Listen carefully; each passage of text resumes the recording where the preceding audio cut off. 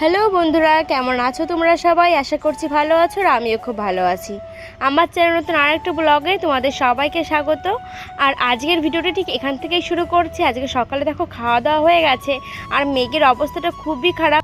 আর এইদিকে দেখো বন্ধুরা, আমার কিন্তু বাসন মাজা সব কিছু হয়ে গেছে। আর এখন যাব মিষ্টি রেডিমেড আনতে। মানে এই মেঘ দেখেও তাও যাব, আর এত হাওয়া দিচ্ছে যে আমাদের যেতেও ভয় করছে। আর এদিকে দোকানে কিন্তু কোনো রেডিমেড নেই, সেজন্য যেতেও হবে। আর দেখো আমি ব্যাগের মধ্যে কিন্তু সব জামা কাপড় রেখে দিই, সবসময় তো ট্রলিটা বের করা যায় না, আর বাক্সের ভিতরে ট্রলিটা থাকে, সেই জন্য কিন্তু সবসময় যেন বাক্সটা খুলে বেরও করা যায় না। এদিকে আমি কিন্তু রেডি হয়ে গিয়েছি।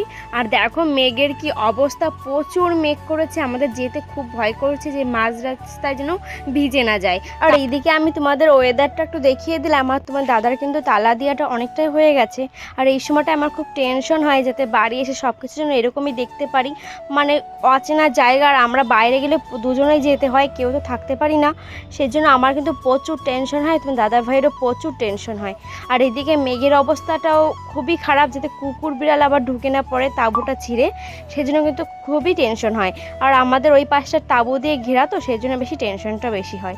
আর দেখো রাস্তাঘাটটা এত দেখতে সুন্দর লাগছে, চারিদিকে শুধু জল আর জল। মানে এর আগে দুদিন কিন্তু টানা বৃষ্টির জন্য এই অবস্থাটা হয়েছে। মানে এত জল হয়েছে, তোমরা কিন্তু এগুলো নদী ভেবো না বা পুকুর ভেবো না, এগুলো কিন্তু সবই মাঠের জমি, ধান লাগানো ছিল, ধানগুলো সবই তলিয়ে গেছে। মানে এরকম অবস্থা লাগছে, চারিদিকে মনে হচ্ছে নদী আর নদী, এত সুন্দর। আর আমরা বাইকে করে যাচ্ছিলাম, এতটা হাওয়া ঠান্ডা লাগছিল যে মনে হচ্ছে সোয়েটার পরে আসলে ভালো করতাম। আর আকাশটা এত বেশি সুন্দর লাগছে। আমাদের পশ্চিমবাংলা হলে কিন্তু এখানটায় লোকজনের ভিড় হয়ে থাকতো, মানে সবাই পার্কের মতো ঘোরাফেরা করতো।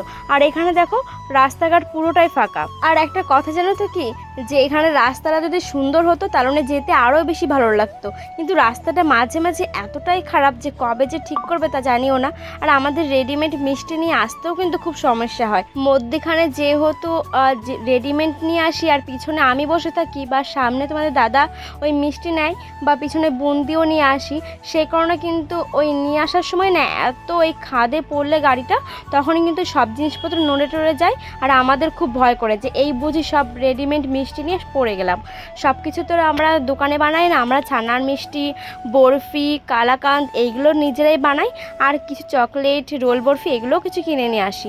এমনকি রোল বরফিগুলো আমরা নিজেরাও বানাই দু এক সময়, যখন যেটা সুবিধা হয় তখন সেটা বানাই। তোমাদের সবটাই দেখাবো একদিন। তোমরা কমেন্ট করে জানিও যে তোমাদেরা আমাদের মিষ্টি বানানো দেখতে চাও কি না, তাহলে কিন্তু দেখাবো। আর এত সুন্দর ওয়েদার, আজকে মনে মনে ভাবছি ময়ূরটা আমি দেখতে পাবো। আর দেখো বন্ধুরা, তোমাদেরকে বলতে না বলতে এই দেখো ময়ূর। মানে রাস্তার পাশ দিয়ে ঝিরিঝিরি বৃষ্টি পড়ছে, আর রাস্তার পাশে এরকম যদি ময়ূর দাঁড়িয়ে থাকে, বলো কার না ভালো লাগে? এই দৃশ্য কিন্তু সব জায়গায় দেখা যায় না, একমাত্র উত্তরপ্রদেশেই দেখা যায়। মানে আমি এখানে প্রথমবার যখন আমি দেখি ময়ূর, মানে অবাক হয়ে গেছিলাম। আর এই দেখো এখানে কতগুলো ময়ূর, 3-4টে ময়ূর ঘোরাফেরা করছে। বাইক থেকে নামলে কিন্তু কাছে যেতে পারতাম, কিন্তু মিষ্টি নিয়েছিলাম তো আরও ঝিরিঝিরি বৃষ্টি পড়ছে, সেজন্য কিন্তু আমরা কাছে যেতে পারিনি, সেজন্য কিন্তু ময়ূরের পেখম মেলাটাও দেখাতে পারিনি। আর এই প্রথম আমি ময়ূরের পেখম মেলা দেখেছি, তো সেজন্য আমি ভুলেই গেছি যে ক্যামেরা করে তোমাদেরকেও দেখাতে হবে। তোমাদের কথা আমি একদমই ভুলে গেছি, যে তারপর মনে পড়লো যে না তোমাকে দেখাই তো। আর যেই ফোনটা বের করেছি তখন কিন্তু পেখম মেলা বন্ধ করে দিয়েছে। আর তারপরেও এতটা বৃষ্টি পড়া শুরু করে দিয়েছিল যে আমরা রেডিমেডের দোকানে গিয়ে কোনো ভিডিওই করতে পারিনি, তোমাদেরকে কিছুই দেখাতে পারিনি। আর ভিডিওটা করা যেত, কিন্তু বিদ্যুৎ চমকাচ্ছিল এত, তো সেজন্য ফোন বের করতে খুবই ভয় করছিল। আর আমরা এত পরিমাণে ভিজে গেছি যে দেখো আমাদের গালের ওড়না, জামা কাপড় সব কিন্তু ভিজে গেছে। আর মাথায় কিন্তু একটা পলিথিন নিয়েছি, তোমাদের দাদাও একটা পলিথিন নিয়েছে, তার মাথায় হেলমেট ছিল, অতটা সমস্যা হয়নি, মাথাগুলো ঠিকই আছে, গা হাত পাশগুলো সব ভিজে গেছে। মানে এইটাই ভয় করছে যে এখন যেন জ্বর না আসে। মানে দুজন দোকানে আছি তো সেজন্য ঠান্ডা লাগলে কিন্তু খুবই সমস্যা। আর একসাথে যেহেতু দুজনাই ভিজেছি, সেজন্য আরও বেশি খারাপ লাগছিল। চলো তাহলে বন্ধুরা, আজকের ভিডিওটি এই পর্যন্ত, দেখা হচ্ছে নেক্সট কোনো ব্লগে।